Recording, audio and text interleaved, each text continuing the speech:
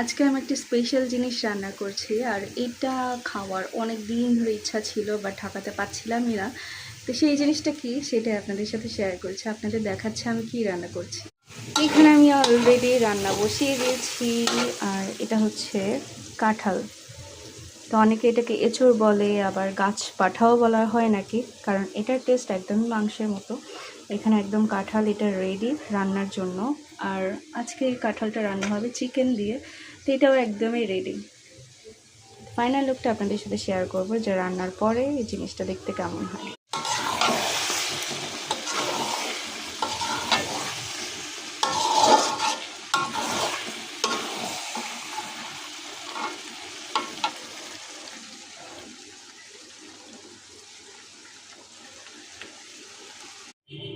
এটা হচ্ছে কাঁঠালের ফাইনাল লুক, আর এটা খেতে এত মজা হয়েছিল কি বলবো।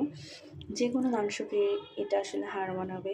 তো এখানে চিকেনটাকে আলাদা করে রাখা হয়েছে, আর এগুলো পুরো হচ্ছে কাঁঠাল। তো কে কে এভাবে খান বা কাঁচা কাঁঠাল খেয়েছেন আমাকে অবশ্যই কমেন্টসে জানাবেন।